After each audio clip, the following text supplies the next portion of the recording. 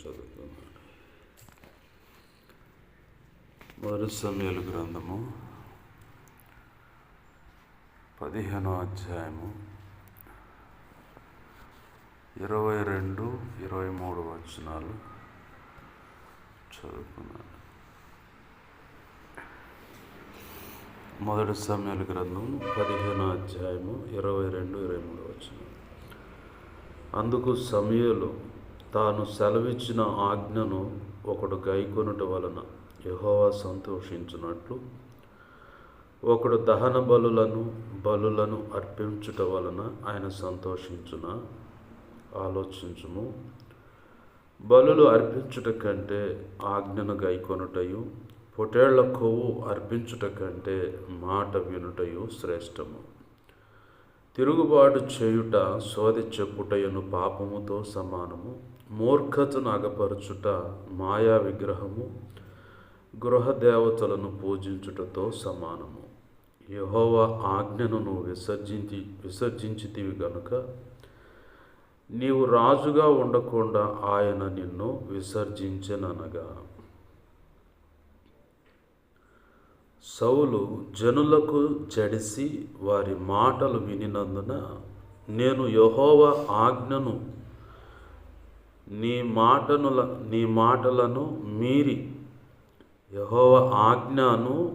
మాటలను మీరి పాపం తెచ్చుకొంటిని. చిన్న మాట ప్రార్థన చేసుకున్నాను. ప్రేమగల మా తండ్రి, నీకు వందనాలు, కృతజ్ఞతాస్తుతులు. మా ప్రభువా, కృప ద్వారా నీవు ఇచ్చిన ఈ లేఖనాన్ని బట్టి కృతజ్ఞతాస్తుతులు. ఈ లేఖనాన్ని విరవండి.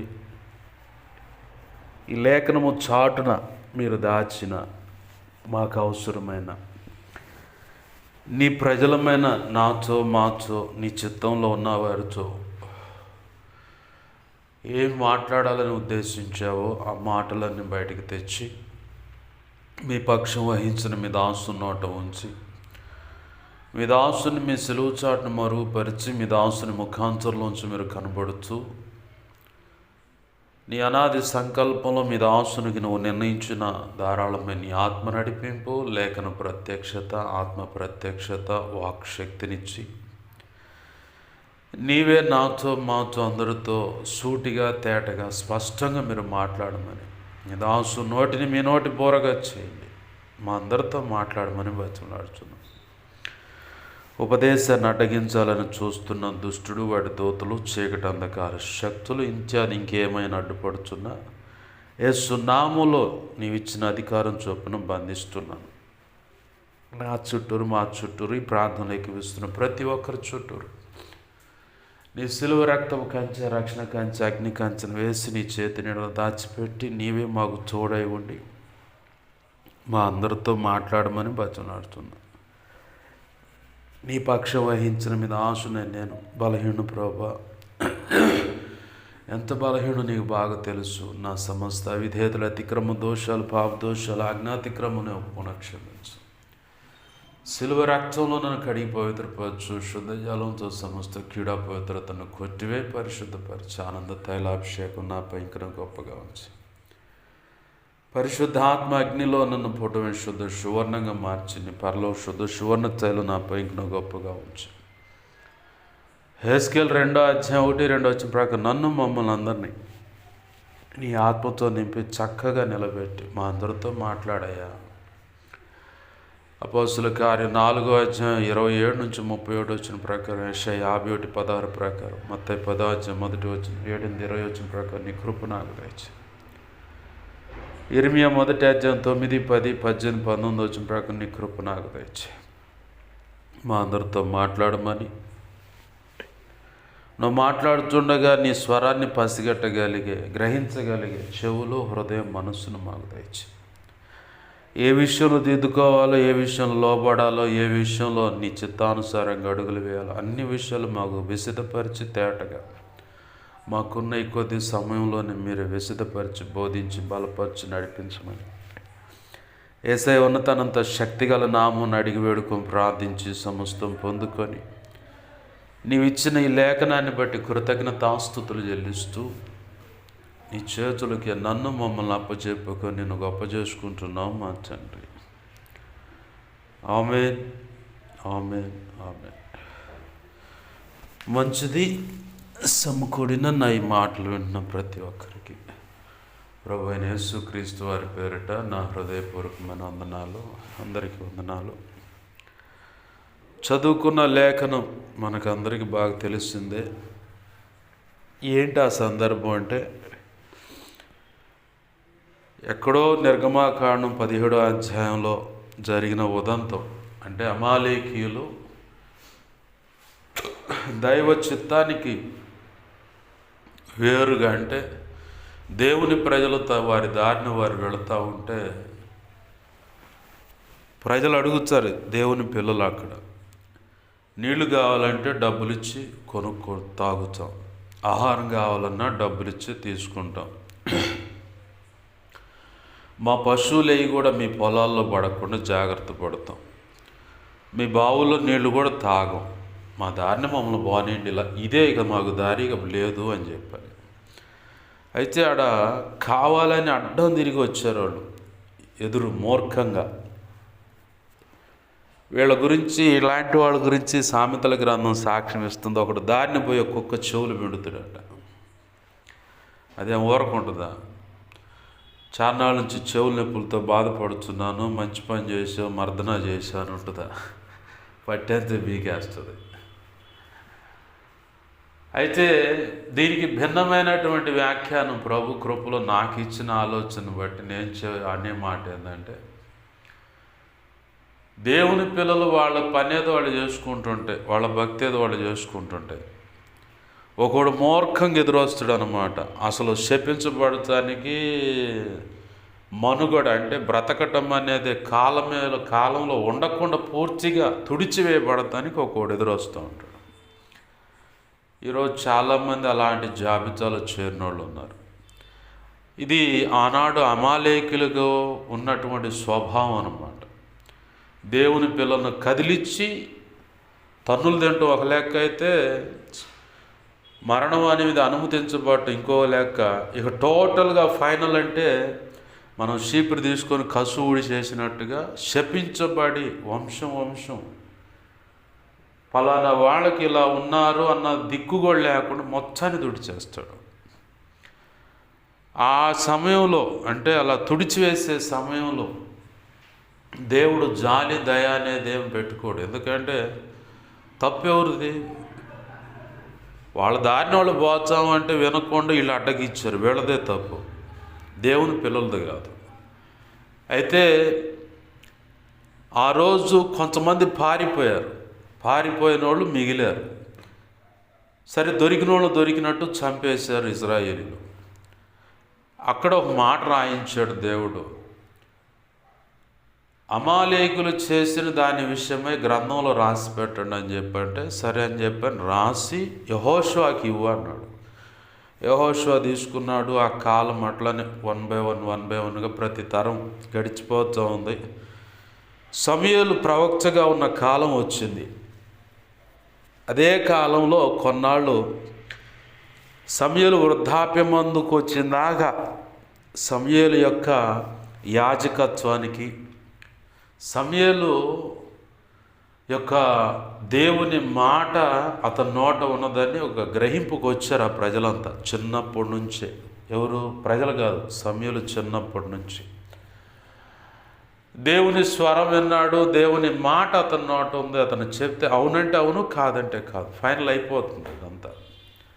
ఆనాటి ప్రజలు అనుకున్నారు సమూయేలు నోట దేవుని మాట ఉంది అనుకున్నారు. అయితే సమూయేలు యొక్క చేసిన బాధ్యతలు ఏంటి? దేవుని సన్నిధిలో బాధ్యతలు ఏంటంటే, ఒకటి యాజకత్వం, రెండవది దీర్ఘదర్శి, మూడవది ప్రవక్త, నాలుగవది న్యాయకర్త. వేద్యాలు ఏమన్నా వాడికి వస్తాయి, సమస్యలు పరిష్కరిస్తాడు. ఇదంతా బాగానే ఉంది. ఇలా చేస్తూ వస్తున్నటువంటి సమూయేలు వృద్ధాప్యంలోకి రాగానే ప్రజలంతా వచ్చి, నువ్వు అనుకున్నట్టు నీ పిల్లలు లేరు, కాబట్టి నీ పిల్లలు న్యాయాన్ని అన్యాయంగా మారుస్తున్నారు. నీ అంత యథార్థతతో వాళ్ళు భక్తి లేదు, వ్యవహారం, సాక్ష్యం అసలేం బాగోలా. అయితే మాకు సర్వలోక మర్యాద చొప్పున మాకు ఒక రాజుని ఏర్పాటు చేయాలి. ఈరోజు కూడా చాలామంది కుటుంబాల్లో తల్లి భక్తిపరురాలైనా తండ్రి భక్తుడైనా సరే వారి కడుపును పుట్టిన పిల్లలు భక్తులు అన్నట్టుగా కనపడుతున్న దారి తప్పి బ్రతుకుతున్న అనుభవాలు ఉన్నాయి. నేను దీన్ని అంటాను, పైకి లోపడ్డట్టు కనపడ్డా హృదయ అంతరంగంలో లోపడతల్లా. దీన్నే తిరుగుబాటుతనం అంటారు. సౌలు మొదటి రాజు, ఈయన కూడా చేసిన పని అదే. సమూయేలు గారు రాగానే భక్తుడు అన్నట్టు కనపడ్డాడు. దేవుని స్వరం వినంగా అమ్మమ్మమ్మ అని గడగడ వణికిపోయాడు. అది ప్రారంభ దినాలు. తర్వాత అట్లానే నడుస్తా కనపడుతూనే ఉన్నాడు, కానీ తన అంతరంగం మారిపోయింది. అంతరంగం ఎప్పుడు మారిపోయింది పాష గారు అంటే, ప్రారంభంలో గాడిదలు పోయి నేను ఎత్తుక్కుంటూ పోతున్నప్పుడు అదే టయానికి దేవుడు మాట్లాడి సమూయేలును పంపిస్తే, పలానా చోట ఉన్నాడు ప్రవక్త, అయితే ఈ పనివాడు సాక్ష్యం ఇస్తున్నాడు, ప్రవక్త పలానా చోట ఉన్నాడు పద. దీర్ఘదర్శి, ఎందుకంటే ఆయనకి గతమైన ప్రస్తుతమైన ఇక ముందు జరగబోయేదైనా దేవుని దగ్గర నుంచి విచారించి ప్రార్థన చేసి మనకు చెబుతాడు. పదంపా అంటే కాదు, కొంత ఏదైనా ఎత్తు తీసుకోవాలిగా. ఎత్తు అంటే అప్పటి భాషలో కానుక, ఏదో ఒకటి వెండు బంగారం. మన దగ్గర లేదు కదంటే, మన దగ్గర ఉంది, ఎంతో వెండి ఉంది, సరిపోద్దులే పోదాం పాండు పనివాడు. పోయారు. దేవుడి లోపల బలి అర్పణకి అన్నీ సిద్ధపరిచి బలులు జరిగించి సమూయేలుతో మాట్లాడాడు, రేపు ఈ టైంకి సౌలు వస్తాడు, అతన్ని నా ప్రజల మీద రాజుగా నియమించు అని. సౌలు అలా కనపడంగానే కాళ్ళు చేతులు కడుక్కొని రా, బలి అర్పణలో కూర్చొని తిందాంరా అన్నాడు. గాడిదల సంగతి పక్కకు పోయింది, బలి అర్పణ అనే దానికి పోయారు. ఆడకు పోగానే బలి తిన్నారు. ఆ బలి అర్పించినటువంటి యాజకుడికి ఒక జబ్బు వస్తుంది, అంటే ఒక తొడ తీసి పక్కన పెడతారు యాజకుడి కోసం. దాన్ని యాజకుడు తినాలి, లేదంటే యాజకుడు ఎవరికైనా అనుమతిస్తే ఆ వ్యక్తి కూడా తినవచ్చు. ఆ మర్యాద చొప్పున సౌలును పక్కన కూర్చోబెట్టుకొని తినిపించాడు, తిన్నాడు. దేవుడు నిన్ను నా ప్రజలను పరిపాలించమని రాజుగా ఏర్పాటు చేసుకున్నాడు. బెన్యామీను గోత్రీకుడిని, పెద్ద విలువ లేదు నా కుటుంబానికి, నన్ను ఎలా కోరుకున్నాడు అన్నాడు. కోరుకున్నాడు, ఇక అంతే అని చెప్పని తైలం పోసి పంపించాడు. పంపించగానే సౌలు అక్కడి నుంచి సౌలు వెళుతున్నప్పుడే ముందే చెప్పాడు సమూయేలు, గాడిదలు నీకు దొరికేయాలి పద అని. యాడికి పోలేదు, ఉన్నాయి పోవాలి. ఆ నుంచి వెనక్కి తిరిగి వస్తున్నప్పుడు క్రొత్త మనసు వచ్చిందంట సౌలులోకి. అంతకుముందు కఠినత్వం, వ్యతిరేకమైన పరిస్థితులు. ఎప్పుడైతే క్రొత్త మనసు రాగానే తను వెళుతుండగానే ప్రవక్త చెప్పాడు సమూయేలు, ఇదిగో ప్రవక్తలు గుంపు ఎదురొస్తుంది, అప్పుడు నీకు మీదకి అభిషేకం వస్తుంది, క్రొత్త మనసు వస్తుంది. ఇటు సంగతి అట్నే పోయాడు. ఆ ప్రవక్తలతో పాటు దేవుణ్ణి ఆరాధించాడు, ప్రవచించాడు. భాషల్లో మాట్లాడుతుంటే ప్రవక్తలు ఒకడైంది సౌలు అనుకున్నారు. చివరికి కట్ చేస్తే దేవుడు తన రాజ్యం మీద అభిషేకించడానికి, తన పిల్లల మీద రాజుగా ఉండడానికి అభిషేకించడానికి కోరుకున్నాడు. ఏడా ఉన్నాడంటాడు సమూయేలు. యాడుండ ఎవరు లేరు కంటే గుంపుగా జనం ఉన్నా కానీ అది పలానా సామాన్ల మధ్యలో దాక్కుండా పోయి పట్టరాన్ని బయటికి రాడు. తెచ్చాడు, నూనె పోసి పట్టాభిషేకం గావించి రాజుగా పెట్టాడు. ప్రారంభ దినాల్లో బాగానే ఉన్నాడు ఆయన. క్రొత్త మనసు వచ్చింది, బాగుంది. దేవుని లేఖనం సాక్ష్యం ఇస్తుంది, క్రొత్త మనసు వచ్చిందని. కొంతకాలం గడిచిన తర్వాత ఏమైందంటే మనస్సు ప్రజల వైపు తిరిగింది. ఇప్పుడు మనం చదువుకున్న మాటలో 24వ వచనంలో ప్రజలను బట్టి జడిసి అంటే భయపడి, దేవుని ఆజ్ఞ లేదు, దేవుని యొక్క దైవజనుడు చెప్పిన మాట లేదు, మొత్తం పక్కన పడేసి అసలు నా మాట వింటాడా లేదని చెప్పని దేవుడు తన దాసుని ద్వారా చెప్పించిన మాట అది. ఏమన్నాడంటే, ఒకప్పుడు అమాలేకుల్ని చంపారు మీ పితరులు, అయితే కొంతమంది తప్పించుకొని పారిపోయారు. ఉత్త పుణ్యానికి ఎదురొచ్చిన వాళ్ళు కాబట్టి వాళ్ళు నేను శిక్షించాలనుకుంటున్నానని మొత్తాన్ని తుడిచిపెట్టేసేయండి. పశువులైనా, పసిపిల్లలైనా, ఆడవాళ్ళైనా, పెద్దలైనా మొత్తం చంపండి, అందరిని చంపేయండి. వాళ్ళ వస్తువులు ఏమన్నా బంగారం అయినా సరే తగలబెట్టేయండి. దేవుడు గనక పగబెట్టుకుంటే ఇంత భయంకరంగా ఉంటుందని నిరూపణకు రాసిస్తే మచ్చోన్మాదులు అంటారు వాళ్ళ దేవుడు దయాదాక్షిణ్యం లేనటువంటి వ్యక్తి. చూడు పసివాళ్ళని అలా చంపం. అసలు వాళ్ళు చేసిన తప్పు జీవితీయుడు విమర్శిస్తున్నాడు, వక్రబుద్ధితో మాట్లాడుతున్నాడు అన్న సంగతి అర్థమైంది ప్రపంచానికి. కానీ వాడు ఏం చేస్తున్నా, అంతమట్టికే సబ్జెక్ట్ కావాలి కాబట్టి, ఎందుకంటే బురద జల్లాల క్రైస్తవత్వం మీద, దేవుని పిల్లల మీద, దేవుడి మీద. ఆ కారణాన్ని బట్టి ఆ కాస్త మొక్క పట్టుకొని ఊగులాడుతూ ఉన్నారు మచ్చోన్మాదులు. అయితే చరిత్ర మనకు తెలుసు కాబట్టి దాన్ని మనం ఎప్పుడైనా ఎవరైనా వచ్చినా చెప్పగలం. దేవునికి మహిమ కలుగును గాక. హల్లెలూయా. అయితే ఇక్కడ ప్రారంభంలో సౌలు బాగానే ఉన్నాడు, కానీ తన మనస్సు మారిపోయింది. మారిపోవటమే కాదు, ఓ ప్రాంతంలో పలానోళ్ళు ఇలా కీడు చేశారంటే అప్పుడే వ్యవసాయం చేస్తుండే ఆయన. జాతి ఎద్దులు ముక్కలుగా నరికి ఇలా చేస్తానని చెప్పడం రోషంగా కదిలాడు. ఆ తర్వాత ఫిలిష్తీయుల మీదకి యుద్ధానికి పోతూ ఉంటే మందస్సం తీసుకొని పోయారు. సమూయేలు అన్నాడు, నేను వచ్చిందాకా ఓపిక పట్టాడు. ఓపిక పట్టకుండా ప్రజలు వచ్చి మీద పడతారే అని చెప్పాను. అక్కడ తొందరపడి యాజకుడు చేయవలసిన పని ఇతను చేశాడు. ఆ పని చేసి తిరగంగానే సమూయేలు కనపడుతున్నాడు.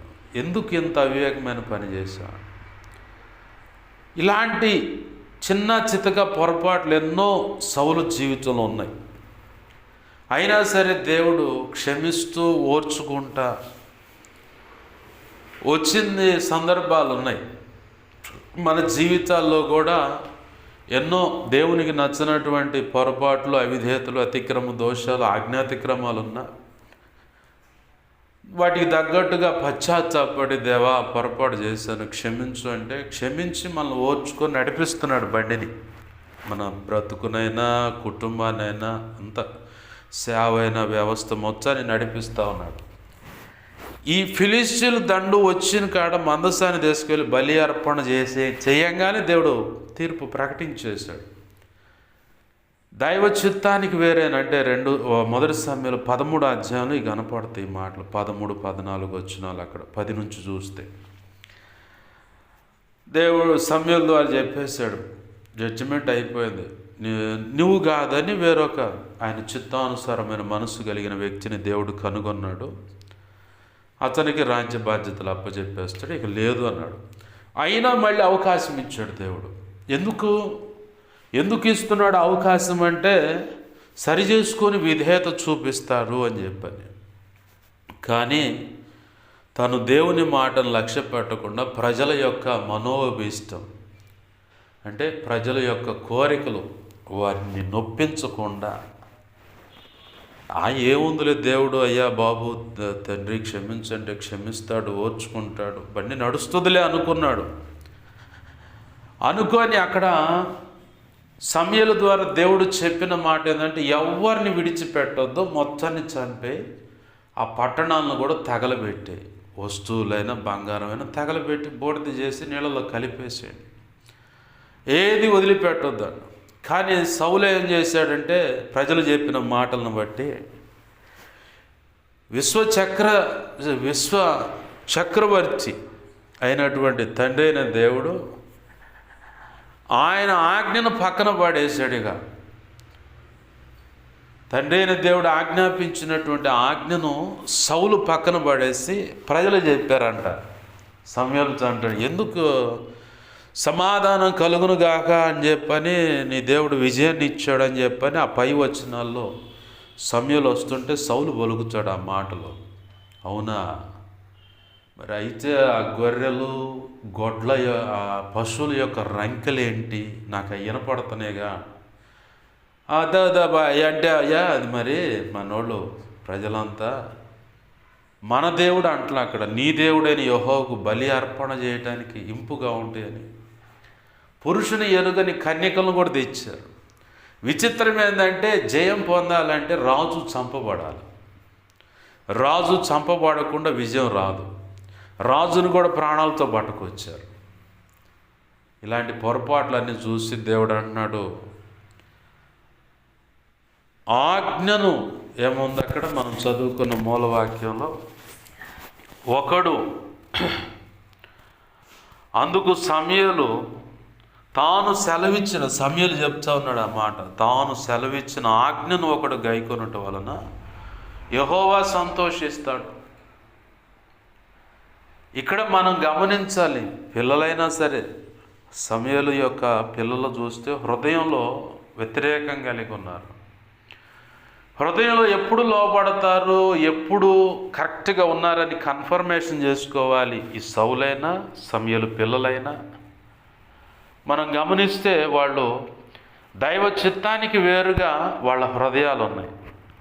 పైకి మాత్రం మేము దేవుని పిల్లలము అన్నట్లుగా కనపడుతున్నారు.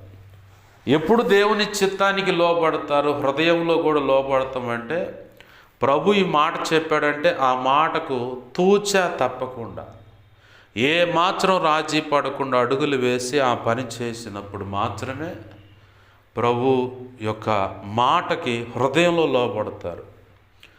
అది ఎప్పుడైతే లోబడరో ఇక పైకి వేషధారణగా కనపడతారు, భక్తులు భక్తురాండ్లు అని చెప్పన్నట్టు కనపడతారు. అంతరంగంలో మాత్రం వాళ్ళకు నచ్చినటువంటి కొన్ని అభిప్రాయాలు ఉంటాయి. ఆ అభిప్రాయాలకు తగ్గట్టుగా వాళ్ళు అడుగులు వేసి చివరికి ఎక్కడికి వెళ్ళిపోతారంటే దేవునే కోపానికి రుచి చూసేలాగా. ఇప్పుడు ఇక్కడ ఏమవుతుందో సమూయేలు పరిస్థితి, సౌలు పరిస్థితి ఏంటి, సమూయేలు పిల్లల పరిస్థితి ఏంటి? సమూయేలు పిల్లలనేమో ప్రజలు పక్కన పెట్టేశారు, ఆల్రెడీ దేవుడు కూడా పక్కన పెట్టేశాడు. వాస్తవానికి తన పిల్లలు సమూయేలు తర్వాత యాజక మర్యాద చొప్పున బాధ్యతలు స్వీకరించాలి. అహరోను ఉన్నాడు, అహరోనుకి 4 పిల్లలు ఉన్నారు. 4లో 2 దేవుని సన్నిధిలో ఉండనటువంటి వేరొక అగ్నిని తీసుకొచ్చారు. దేవుడే మొత్తి చంపేశాడు.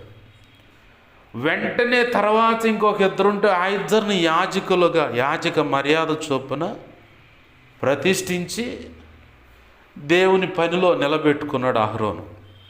2 అయితే వేరొక అన్య అగ్నిని, వేరైన అగ్నిని, ఒక అగ్నిని 2 ధూపం వేయడానికి అన్నట్టుగా తెచ్చారు ఆ ప్రత్యక్ష గుడారంలోకి. వెంటనే దేవుడు మొత్తి చంపేశాడు. మొత్తటం అంటే గట్టిగా చేత్తో గుద్దటం. ఇక అలా మొత్తి కాయలా పడి చనిపోయిన వాళ్ళు బైబిల్లో చాలా కొంతమంది ఉన్నారు. అయితే ఇక్కడ మనం గమనించాల్సింది ఏంటంటే, మొట్టమొదటిగా దేవుడు తన కృపను బట్టి ఇచ్చినటువంటి పిల్లల విషయమై జాగ్రత్తగా భక్తి చేసుకుంటూ వారు కరెక్ట్గా ఉన్నారా లేదని చూసుకోవాలి. ఇదొక కోణం. భక్తులు అని చెప్తారు, మేము కరెక్ట్గానే ఉన్నామంటారు, కానీ ఉంటే ఖచ్చితంగా మొదటిగా దేవుణ్ణి గౌరవిస్తారు, తర్వాత లేఖనానికి లోబడతారు, ఆ తర్వాత దేవుడు ఏర్పాటు చేసుకున్న దైవజనునికి లోబడి విధేయత చూపిస్తారు. ఈ బాగా గుర్తుపెట్టుకోవాలి. ఈ కొలతలో మొదటిగా దేవునికి లోబడతారు, తర్వాత వాక్యానికి విధేయత చూపిస్తారు, వాక్యం ఏం చెబితే దానికి ఆర్డర్ పాస్ అవుతారు, ఆ ఆర్డర్ ప్రకారం నడుచుకుంటారు. మూడవదిగా దైవజనునికి లోబడతారు, గౌరవిస్తారు. దైవజనుడు ఎవరైనా సరే దైవజనుడు అంటే ఖచ్చితంగా గౌరవిస్తారు. లేఖనానికి లోబడి హృదయాంతరంగంలో కరెక్ట్గా ఉన్న వ్యక్తుల్లో కనపడే లక్షణాలు ఇవి ఖచ్చితంగా తల్లిదండ్రులకు. ఎందుకంటే ఈరోజు పరిస్థితులు ఎలా ఉన్నాయంటే, దేవుని పిల్లలనే సైతానుగాడు దారి తప్పించి ప్రేమ అది ఇది గోలని చెప్పని తీసుకుపోయి చివరికి తల్లిదండ్రుల మాట లేదు, ప్రభు వల్ల లేదు, మొత్తం ఎగిరిపోయి రెక్కలు వచ్చిన పక్షుల వల్ల ఎగిరిపోతున్న పరిస్థితులు ఈరోజు చాలా చోట్ల జరుగుతున్నాయి. నిన్నటి దినాన ఓ ప్రాంతానికి వెళ్ళి ఇట్లానే రక్షణ పొందిన ఆడపిల్లే,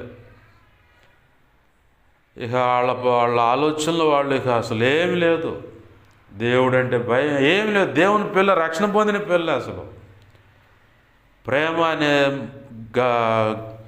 దారిలో పడిపోయి తల్లిదండ్రుల మాట వినకుండా నేను వెళ్ళిపోతాంటది. అదేమంటే ఆ తల్లి ఎంత కోచతో, గుండె కోచతో ఏడుస్తుందో, భయంకరం అన్నమాట. పిల్లల విషయంలో జాగ్రత్తగా ఉండాలి. అలాగనే రెండవది, సమూయేలు చెప్పినటువంటి మాట సౌలుకి ఏమంటున్నట్టే, ఆజ్ఞను గైకొనుట యెహోవాకు సంతోషం.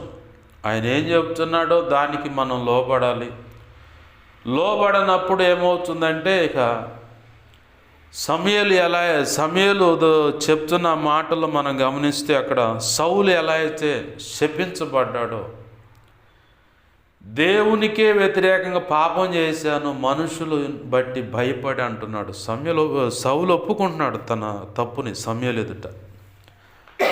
ఒప్పుకున్న ఉపయోగం ఏముంది? ఎన్నో పొరపాట్లు జరిగినాయి. ఆ పొరపాట్లు ప్రతి విషయంలో దేవుడు ఓర్చుకుంటూ సహించుకుంటూనే వస్తూ ఉన్నాడు.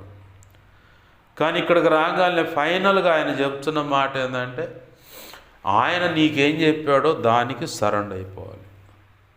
నాకు చాలామంది, అంటే ఇక్కడ సమకూడిన వారని కాదులే కానీ గతంలో నేను ఎదుర్కొన్న అనుభవాల్లో కొంతమంది కొన్ని విషయాలు నాకు చెప్పినప్పుడు నేను చాలా సంతోషించా.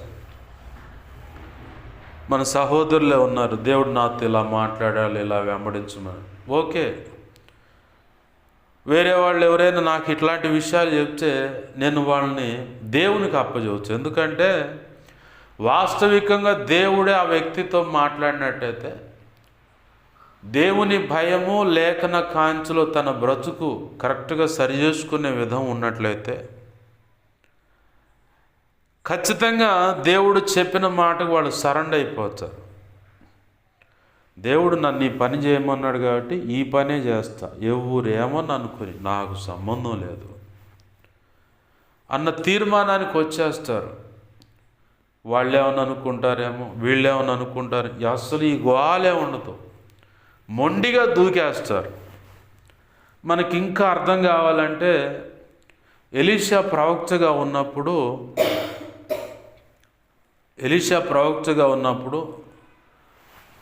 శిష్యుల సంఖ్య పెరుగుతూ ఉంది. అయ్యా మాకు నివాస గుడారం కట్టుకోవాలని ఆశపడుతున్నాం, కట్లు కొట్టుకోవడం పోతున్నాం అని చెప్పారు. సరే ఉండండి నేను కూడా వచ్చా అని చెప్పని ఆయన కూడా పోయాడు.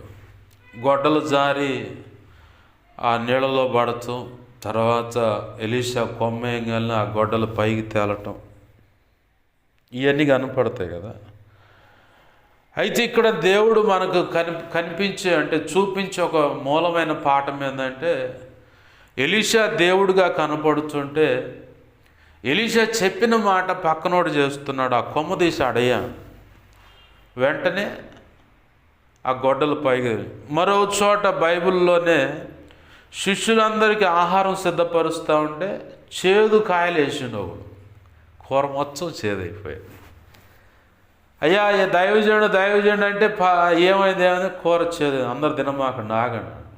సరే ఉండని చెప్పని పలానా దేశం పోయి దాంట్లో ఏమగానే ఆ చేదు కూర కాస్త మధురం అయిపోయింది. ఇవన్నీ ఎట్లా మనకు కనపడుతుందంటే, ప్రభు ఆజ్ఞాపించాడంటే ఇక అంతే. మోషేను ఐగుప్తులో ఫరో దగ్గరికి ప్రతిరోజు వెళ్ళమంటాడు. వాడు మాట్లాడతాడు, విను నువ్వు వచ్చేసి, కానీ నువ్వు వెళ్ళాలి, డైలీ వెళ్ళాలి. ఇప్పుడు విసుక్కుంటే పరిస్థితి ఎలా ఉంటుంది? ఏలియా దగ్గర పనివాడు ఉండవు. ఆ కొండెక్కి సముద్రం పైనుంచి ఏమైనా మేఘం కదులుతుందో లేదో చూడండి, ఈయన ఇక్కడ కింద గుహలో ఉండవు. కొండ ఎక్కాలా దిగాల 7 సార్లు ఎక్కాడు దిగాడు, చెప్పిన మాటకు సరెండర్ అయిపోయాడు, ఇక అంతే. మళ్ళీ ఇంకో చోట గనురాలైన స్త్రీ, ఆమె దగ్గర కూడా పిల్లగాడు చనిపోయినప్పుడు ఈ పనివాడిని నమ్మదామా, అయ్యా ఆయన కాదు నువ్వే రావాలంటది.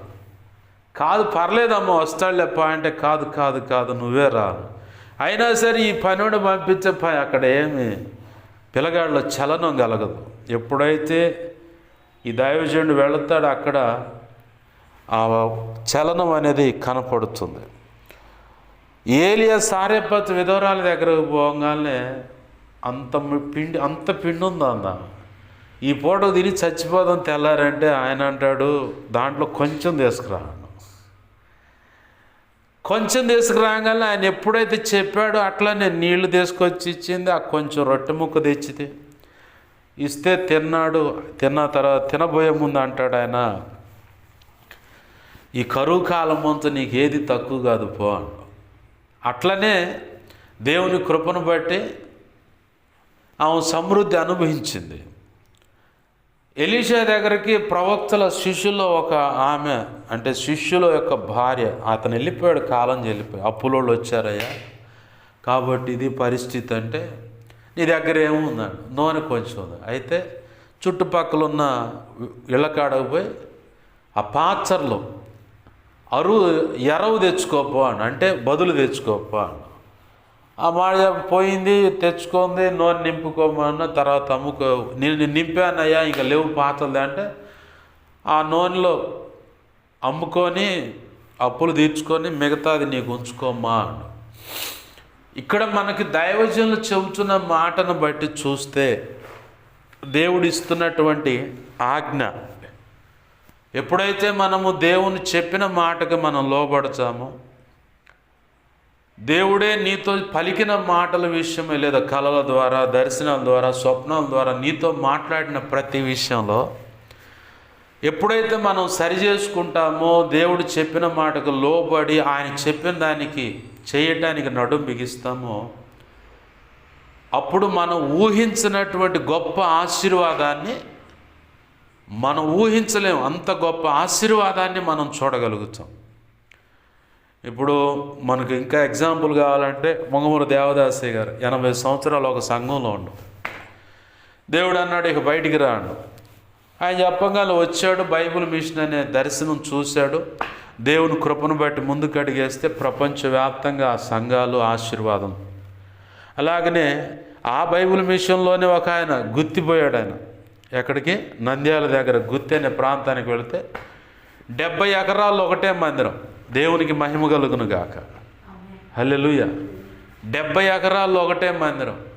పోయినప్పుడు కొంచెం కష్టం ఎదుర్కొన్నారు, కానీ ఈరోజు 70 ఎకరాల ఆ గుత్తి ప్రాంతంలో గొప్ప పరిచర్య. వచ్చేటప్పుడు ఏమి లేదయ్యా, కానీ ఇప్పుడు సర్వ సమృద్ధి చేత దేవుడు ఆశీర్వదించాడు. అంటే దేవుని మాటకు వాళ్ళు సరెండర్ అయిపోయారు. ఈ పని చేయమంటే ఇలా యేసన్న గారు ఆయన పెంతుకోస్తు అనుభవం నుంచి బయటికి రమ్మని ఆయన సమర్పించుకోమంటే దేవుడు చెప్పినట్టు సమర్పించుకున్నాడు. ఈరోజు ప్రపంచం మొత్తం సేవ. దానియేలయ్య గారు చెన్నైలో ఉన్న ఆయన కాస్త స్టూవర్ట్పురం పోవాడు. ఎక్కడది? చీరాల ప్రాంతంలో. స్టూవర్ట్పురం బొమ్మంటే ఆడకు పోగానే దేవుడు కృపనిచ్చి ఇవాళ ప్రపంచంలో ఉన్న సంఘాల్లోకెల్లా అత్యధికమైన సంఘాలు కలిగినటువంటి పరిచర్య ఏదైనా ఉందంటే LEF 11 ఇవాంజికల్ ఫెలోషిప్ అనేది. తర్వాత జాషువా డానియేలయ్య గారు ఆయన కొడుకు. తర్వాత ఇప్పుడు ఇంకో ఆయన పేరు ఏదో ఉంది, డానియేల్ అట్టుకుంటా, ఆయన కొడుకు జాషువా డానియేలయ్య గారి కొడుకున్నాడు ఇప్పుడు సేవలో. దేవుడు చెప్పిన మాటకు వాళ్ళు సరెండర్ అయిపోయారు. దేవుడు ఆశీర్వదించాడు, ఉన్నతంగా ఆశీర్వదించాడు. ఈరోజు మనం ఈ మాటలు వింటున్న మనలో ఒకవేళ దేవుడు చెప్పిన దాన్ని పక్కన పెట్టి దైవజనులకు భయపడో, లేదంటే ప్రజలకు భయపడో, ఇంకెవరికో భయపడో, కులానికి భయపడో, లేదంటే మతానికి కుల కట్లకు భయపడో, పెద్దలకు భయపడో, తల్లికో తండ్రికో ఇంకెవరికో భయపడి దేవుడు చెప్పిన దాన్ని పక్కన పెట్టేసి అవతల వ్యక్తుల యొక్క మెప్పును పొందటానికి అడుగులు వేస్తే దేవుడు అంటున్న మాట 23వ వచనంలో నిన్ను రాజుగా ఉండకుండా తీసేశాడు. రాజుగా అంటే దేవుడిచ్చినటువంటి ప్రధానత్వం, దేవుడు నిర్ణయించిన జ్యేష్ఠత్వం అనుకోవచ్చు, దేవుడు నిర్ణయించిన ఆశీర్వాదం అనుకోవచ్చు, దేవుడు నిర్ణయించినటువంటి సేవ కావచ్చు, దేవుడు నిర్ణయించినటువంటి ఆశీర్వాదం కావచ్చు, దేవుడు నిర్ణయించినటువంటి ఏంది, లేదా ఒక భార్య పోస్ట్ కావచ్చు, ఒక భర్త పోస్టుగా, ఒక భార్య స్థానం, భర్త స్థానం తీసేయచ్చు. అలాగే ఒక సేవకుడుగా, సేవకురాలుగా దేవుడు చెప్పిన పని చేయకపోతే ఖచ్చితంగా ఆ పరిస్థితుల నుంచి పక్కకు తప్పించేసి దేవుడు అనుకున్న రీతిగా అడుగులు వేరొక వ్యక్తి వైపుకు ఆయన అడుగులు వేసి ఆయన అనుకున్న రీతిగా ఆయన పని జరిగించుకుంటాడు. కానీ మనం బాగా గుర్తుపెట్టుకోవాలి, మనకు నిర్ణయించిన ఆశీర్వాదం ఆయన చెప్పిన మాట వినని దాన్ని బట్టి, చెప్పినట్టు చేయని దాన్ని బట్టి మనమే చేజేతులారా పోగొట్టుకుంటాం. ఎందుకని దేవుడికి తెలియదా అంటే, దేవుడు స్వేచ్ఛనిచ్చాడు. నిర్ణయం తీసుకునేటువంటి పరిపక్వత నీకుంది.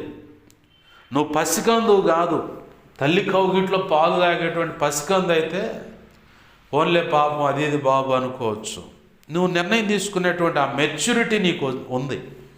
కాబట్టి ప్రభు ఈరోజు మాట్లాడుతున్న మాట, ఆయన చెప్పిన దానికి మనం సరెండర్ అయ్యి అడుగులు వేద్దాండి, హృదయంలో లోబడదాం.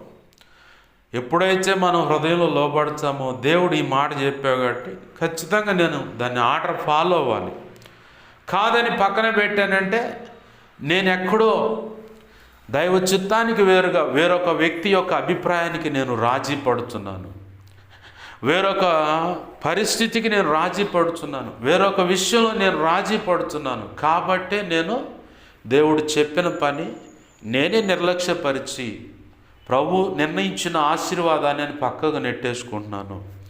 ప్రభు నిర్ణయించినటువంటి ఆ సేవ దీవెన అంతా నేనే త్రోసేస్తున్నాను. ప్రభు నిర్ణయించినటువంటి ఆ భార్య స్థానం, ప్రభు నిర్ణయించినటువంటి ఆ భర్త స్థానాన్ని నేనే చేజేతుల పాడు చేసుకుంటున్నాను. కన్యకైన మరియమ్మ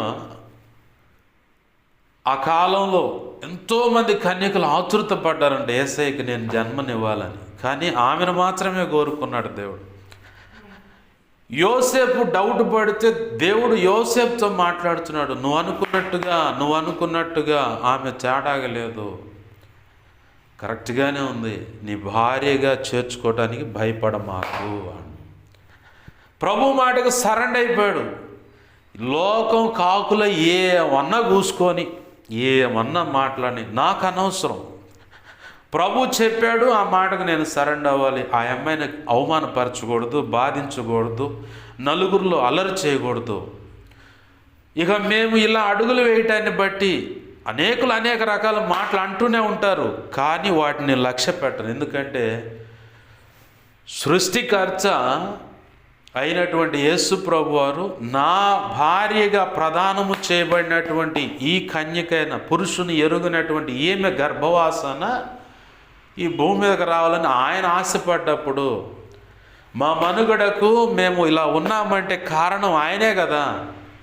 ఏదో చేయబోతున్నాడు, ఆ బృహత్తరమైన మహాకార్యానికి నేను సహకరించాలని కన్యకైన మరియమ్మ కానీ యోసేపు కానీ వారి ఇరువురు పక్షంగా ఉన్న తల్లిదండ్రులు కానీ సమ్మతితో ముందుకు అడుగులు వేయటంలో ఎన్నో కారుకోతలు వినపడ్డాయి, ఎన్నో నిందలు అవమానాలు వినపడ్డాయి, అనేక రకాలుగా మాట్లాడారు. భర్తను కూడా అరే ఇడి చేతగా నోడరా, ఇదేదో ఏడ తేడా అదిరా ఇదిరా అన్నా సరే అన్నీ తీసి మొత్తం ఆ ఏట్లో పడేసి అన్నట్టుగా త్రోసేసి ప్రభు సెలవిచ్చిన ఆ మాట మీదే మనసు పెట్టి ప్రభు యొక్క చిత్తం నెరవేర్చడానికి అడుగులు వేశారు. కాబట్టి చరిత్రకి ఎక్కారు. చరిత్రకి ఎక్కేటువంటి ఆశీర్వాదం జీవితం నీకు కావాలనుకుంటే ప్రభు చెప్పిన దానికి సరెండర్ అడుగులు వేసి నిర్ణయాన్ని తీసుకొని ముందుకు అడుగులు పనిలోకి ఆయన చెప్పిన దానిలోకి అడుగులు వేయటం లేదు. వారు వీరని సౌలు అన్నట్టుగా ప్రజలను బట్టి జడిసి, కులాన్ని బట్టి, మతాన్ని బట్టి, ఆ సేవకుడు ఈ సేవకురాలు వాళ్ళు ఏమనుకుంటారని చెప్పని భయపడి జారుకునే మాట అయితే నిన్ను పక్కన పెట్టేస్తాడు, ఇంకొక వ్యక్తిని తెచ్చి ఆడ పెట్టుకుంటాడు, ఆయన అనుకున్న పని జరిగించుకుంటాడు. నష్టపోయేది ఎవరంటే మనమే. ప్రభు చెప్పిన దానికి అడుగులు వేయకుండా ఆయా కారణాలు చూపిస్తూ భక్తి చేస్తున్నా అన్నట్టుగా అడుగులు వేసిన ఆ వ్యక్తులు ఎవరైతే ఉంటారో వారే నష్టపోయేది. దేవుడు చెప్పిన మాటకు ఆన్ ది స్పాట్ నిర్ణయం తీసుకుని అడుగులు వేసిన వ్యక్తులకి కొంచెం ఇరుకు ఇబ్బంది ఉన్నా కానీ చరిత్రకి ఎక్కుతారు. వాళ్ళు చరిత్రకి ఎక్కి గొప్ప ఆశీర్వాదాన్ని పొందుతారు. ప్రభు పాదాలు పట్టుకుందాం, పొరపాట్లు ఉంటే క్షమించమని అడుగుదాం. కనికరించడానికి ఆయన ఎప్పుడూ సిద్ధంగా ఉన్నాడు. క్షమించి అంగీకరించుకోవటానికి ఎప్పుడూ సిద్ధంగా ఉన్నాడు. అయితే ప్రభు చెప్పిన మాటకు మనం లోబడి ఆయన అనుకున్న పని చేయటానికి మన హృదయాన్ని స్థిరపరచుకోవాలి, సిద్ధపరచుకోవాలి, ఆయనకు లోబరుచుకోవాలి. ఆయన చెప్పిన మాటకు సరెండర్ అవ్వాలి. ఏ విషయంలో ఎక్కడ దారి తప్పాము, పొరపాటు ఆలోచనలు చేశాము మనకు తెలుసు. మన హృదయంలో మనకు అన్ని విషయాలు తెలుసు. తెలియని విషయాలు, మర్చిపోయిన విషయాలు ఉంటే ప్రభు ఖచ్చితంగా మనకు గుర్తు చేస్తాడు. రండి ప్రార్థన చేసుకుందాం. దేవుని పాదాలు పట్టుకొని, ప్రభువా నీ చిత్తానికి వేరుగా ఎక్కడైనా సౌలు వలె ప్రజలకు జడిసి అన్నట్లుగా నువ్వు చెబుతున్న మాటలకు ఒకవేళ పరిచయ విషయంలో అయినా, సేవ సంఘం అని, లేదా కుటుంబం అని కానీ, లేదంటే భర్త కానీ, లేదంటే భార్య కానీ విషయంలో కానీ, ఏ కోణంలో ఎక్కడ నీవు చెప్పిన మాటను పక్కన పెట్టి నేను అనుకున్న రీతిగా అడుగులు వేసి కులాన్ని బట్టి భయపడచ్చు, మతాన్ని బట్టి, కుల కట్లను బట్టి భయపడచ్చు, ఆ దైవజనులను బట్టి భయపడతాం, పరిచయను బట్టి భయపడతాం, ఇతర సంఘాలను బట్టి భయపడతాం, ఇతరులను బట్టి వాళ్ళేమంటే వీళ్ళేమంటారని భయపడతాం, లేదంటే సంపాదనే ముఖ్యం అనుకొని దాని మీద దృష్టి పెట్టి నీ పని నిర్లక్ష్యపరిచున్నా. ఏ కోణంలో ఎక్కడ ఏ రీతిగా పొరపాటు జరిగిందో నీకు బాగా స్పష్టంగా తెలుస్తున్నదయ్యా. దయతో ఆ విషయాలు జ్ఞాపకం చేసి నా జీవితంలో నా వల్ల ఏదైనా పొరపాటు ఉన్నా, లేదు ఈ ప్రార్థనలు ఎక్కివిస్తున్న వ్యక్తులు వారు దేవాన్ని ఎదుట మొరపెడుతూ వారు తొంగి చూసుకొని సరి చేసుకుంటున్న బిడ్డలు ఉన్నట్లయితే దీవించండి, ఆశీర్వదించండి, నీ చిత్తానుసారంగా నడిపించండి. లేదు ఇంకా సౌలు వలె అనేకమైన పొరపాట్లు చేస్తూ కూడా చివరిలో ఇదిగో ఇది ఫైనల్ జడ్జిమెంట్ అయింది సౌలుకి. ప్రజలకు జడిసి అన్నాడు. అనేక కారణాలను బట్టి ఒకవేళ నీ చిత్తం నెరవేర్చడానికి సేవకు ముందుకు రావట్లేదేమో, అయా సంఘ పరిచర్యకు ముందుకు అడుగులు వేయట్లేదేమో, ఏ కోణం ఇదిగో ఇది వద్దంటే అది చేయడానికి అడుగులు వేసి ఎక్కడైనా నిన్ను దుఃఖపరిచి ఇదిగో చివరికి సౌలును పక్కన పెట్టినట్టుగా నేనే ఒకవేళ పక్కన పెట్టబడుతున్నానా అన్నట్లుగా నీ ఎదుట మొరపెడుతున్న బిడ్డలు ఉంటే సరి చేసుకుంటున్నట్లయితే క్షమించండి అయ్యా, అవకాశం కలుగు చేయమని బాధ్యలాడుతున్నాం. నీ చిత్తానికి సమస్తాన్ని నన్ను మమ్మల్ని అప్పచెప్పుకుంటున్నాం, సహాయం చేయండి. నీ వాక్యాన్ని హెచ్చించుకుంటున్నావు, నీ నామాన్ని గణపరుచుకుంటున్నావు. 2 తిమోతి 1:12 ప్రకారం నన్ను మమ్మల్ని చేతులకు అప్పచెప్పుకుంటున్నాం. మాకు మా మీద ఇంకెవరికైనా కళలో, నిద్రలో, దర్శనం, స్వప్నాలు చూపించబడ్డ సమస్త చీకటి శోధనటి ప్రభావం యేసు నామములో మత్తయి 16:18 మత్తయి 18:18 ప్రకారం ఈ మహాపునరుద్ధాన శక్తిని బట్టి సిలువ రక్తాన్ని బట్టి బంధిస్తున్నాను, లయపరుస్తున్నాను. బంధించి లయపరిచిన కృతజ్ఞతాస్తుతులయ్యా, కృతజ్ఞతాస్తుతులు.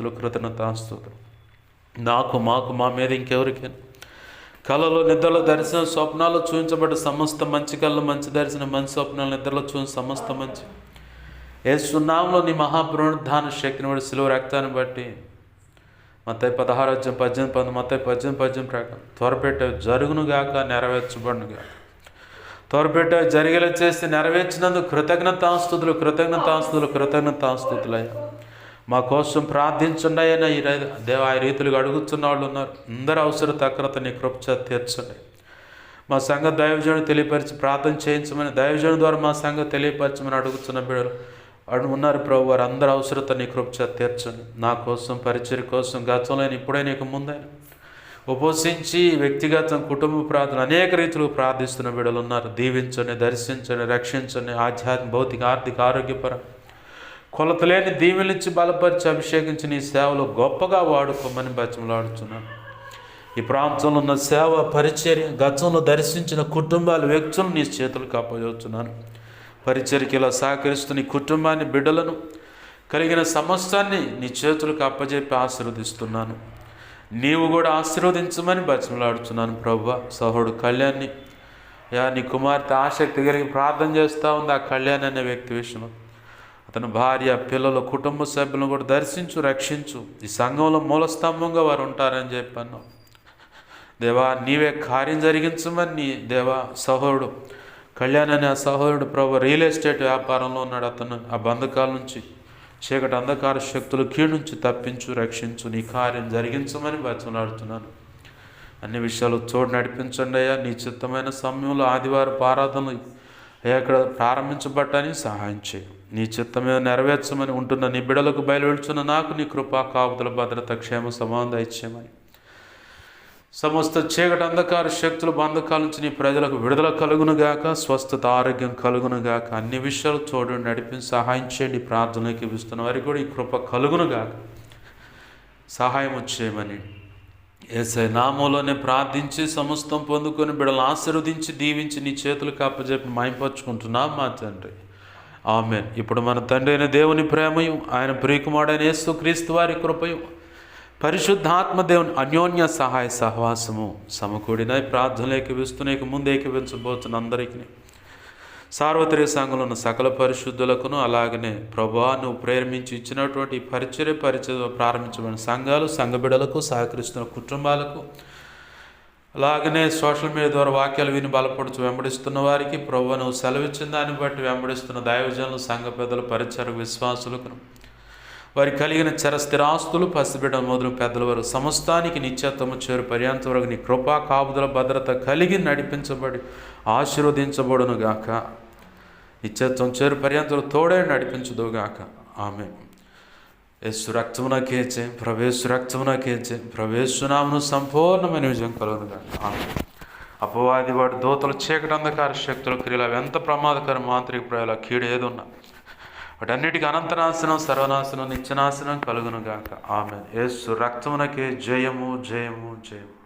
ఆమేన్. హల్లెలూయా, హల్లెలూయా, హల్లెలూయా. అందరికీ వందనాలు. ప్రభు యొక్క మహా ఉచిత కృప మనందరికీ తోడే నడిపించునుగాక. ఆమేన్.